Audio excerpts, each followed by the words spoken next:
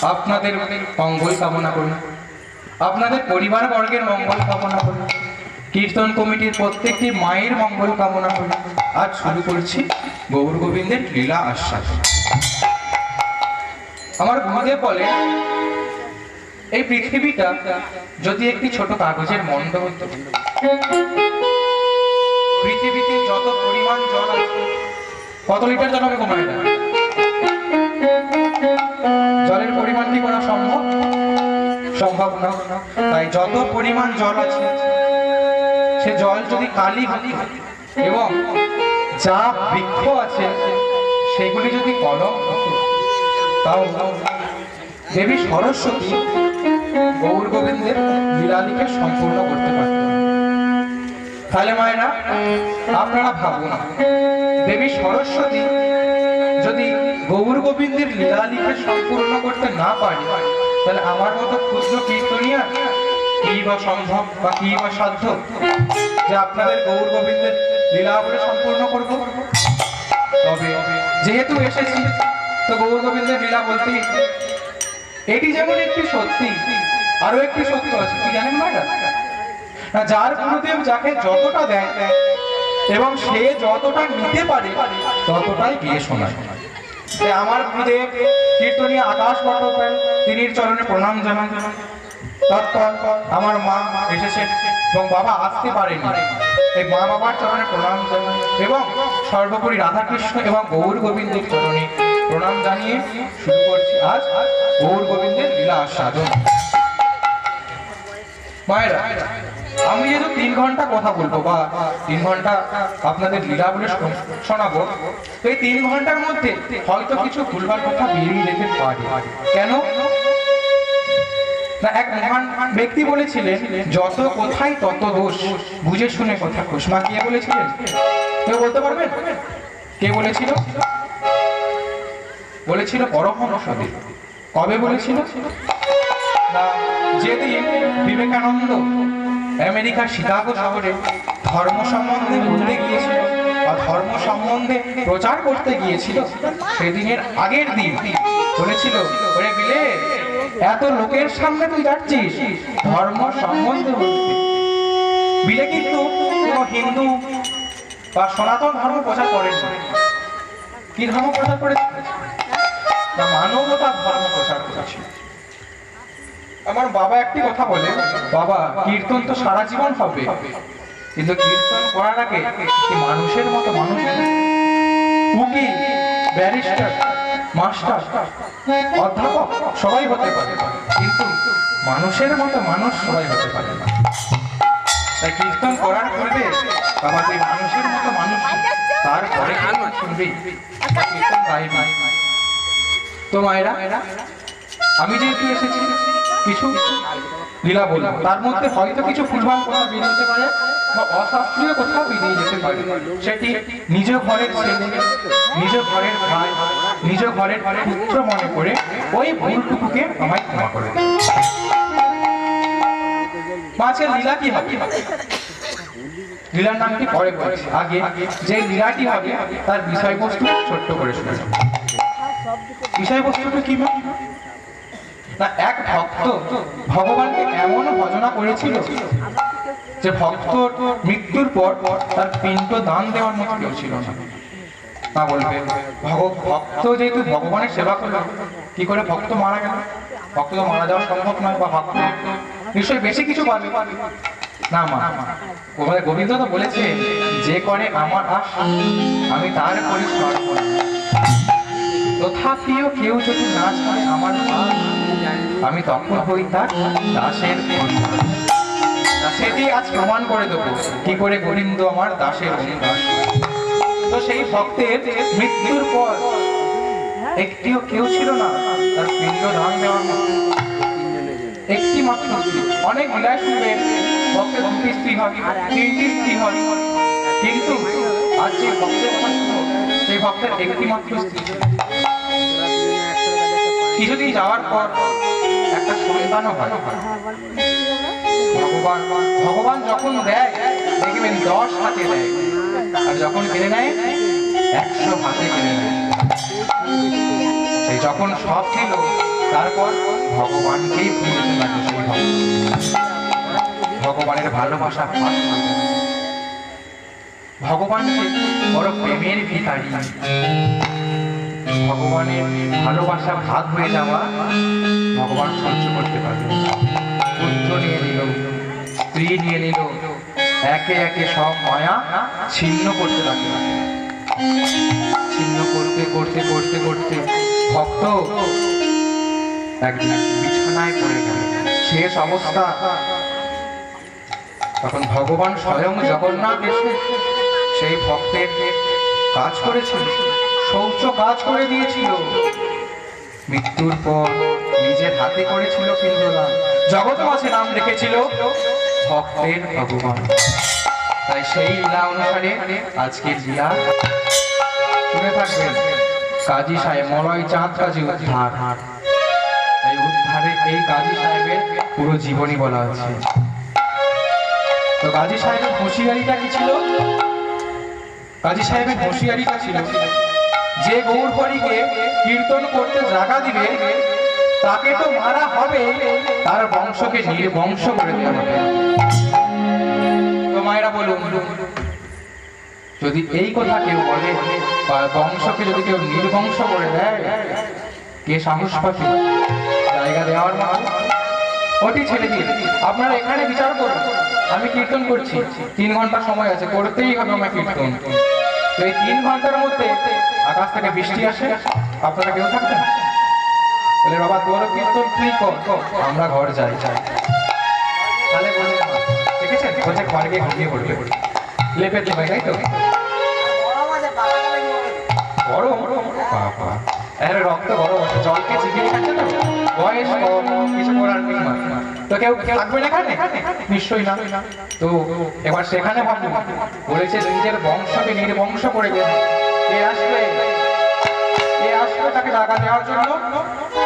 কেউ আসে। এটি ভুল। আমি যে বললাম কেউ আসবে, কিন্তু এটি ভুল। এসেছিল একজন নাকি, কে গো? শিবাস। আপনাদের যদি কোনো কীর্তনিয়া জিজ্ঞেস করে যে সর্বপ্রথম কলিযুগে কীর্তন কোথা হয়েছে, আপনারা চোখ বন্ধ করে উত্তর দেবেন নবদ্বীপের শিবাস আমিনায়। তো তখন মা কীর্তন করেছিল কজন? নিশ্চয়ই গৌরী একা কীর্তন করে না। কে ছিল কীর্তন করার সময়? কজন ছিল? 2 জন। দেখেছেন এখন প্রত্যেক দিন কীর্তন হচ্ছে, তাও এক করে ভুল বলে। হ্যাঁ রে, 20 জন কীর্তন করেছিল।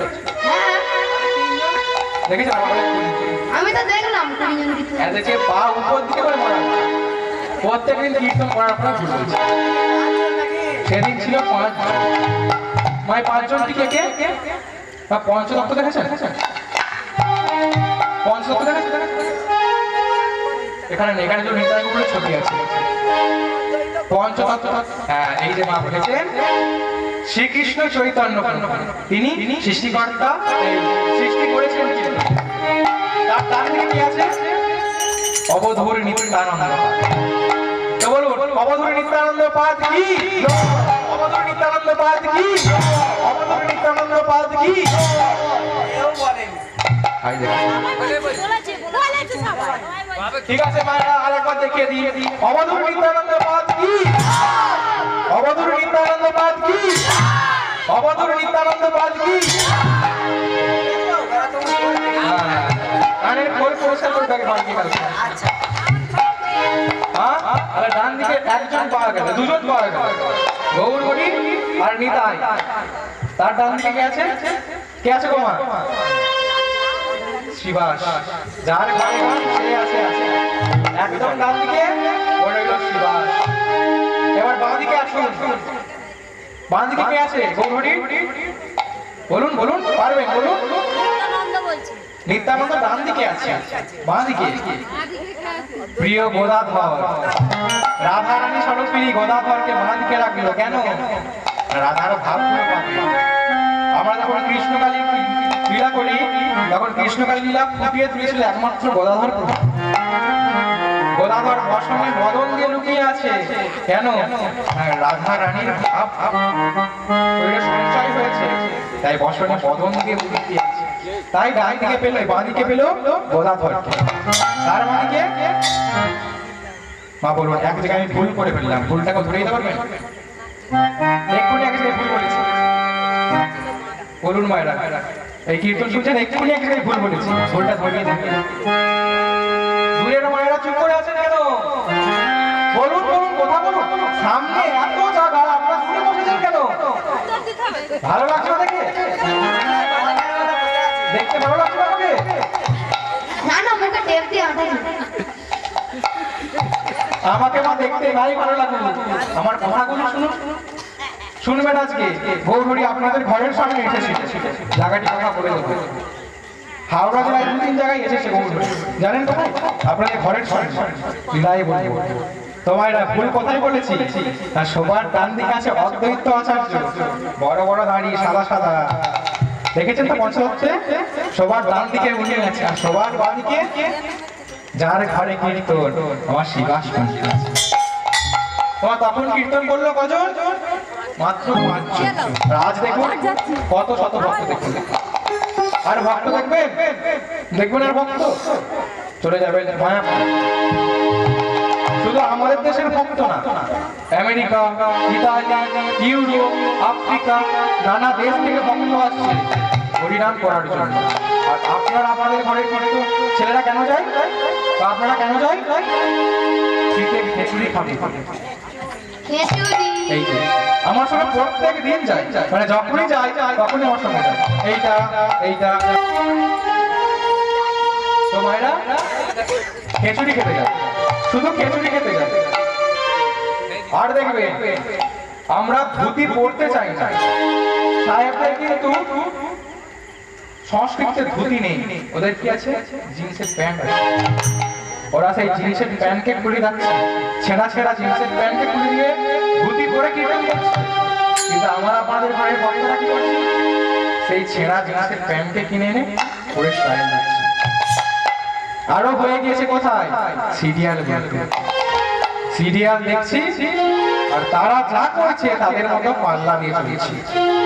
এখন দেখবেন চুলের কাটিংটা কত সুন্দর হয়, এদিক দিয়ে উঠে গেছে, এদিক দিয়ে উঠে গেছে, এখান থেকে আমি বলি খেলোয়াড় গুলো সে তোরা পুরোটাই ঘুরিয়ে দে না, শুধু এখানে সবাই গোবরের দল চলে যাবে। কত সুন্দর লাগে বলুন, ফেলি সবাই শিখা রাখে, সবাই গোবরের দল চলে যাবে। তোমার আমার প্রশ্ন এখানে নয়, আমার প্রশ্ন কোনখানে জানেন? আমাদের দিকে শিক্ষা দেবে কেন? আমাদের ঘরের ছেলে গৌরহরি, আমরা তাদের শিক্ষা দেবো? সাহেবরা যখন ভারতবর্ষের মাটিতে লাভে পা দেয়, আগে পা দেয় না, আগে মাথা দিয়ে প্রণাম করে, বলে ধন্য ভারত ভূমির মাটি। এখানে দেখুন সব অবতার এই ভারতবর্ষে জন্মগ্রহণ করেছে, বাইরে নয়। দেখুন কৃষ্ণ, বলরাম, বুদ্ধ সবাই ভারতবর্ষে জন্মগ্রহণ করবে, তাই সবাই ভারতবর্ষে আসতে চায়। কিন্তু আমরা ভারতবর্ষকে সম্মান দিতে পারি। তো মায়েরা, আমরা সম্মান দেওয়ার চেষ্টা করব, তাই আমাদের আগে গৌরচন্দ্র করতে হবে। গৌরচন্দ্রিকা কি দিলে? গৌরচন্দ্রিকার প্রথমে কলম দিলেন। কলমটা কি? শিবা শিবা স্বয়ংবনে নাচে সচির দুলা, শিবা স্বয়ংবনে নাচে সচির দুলা।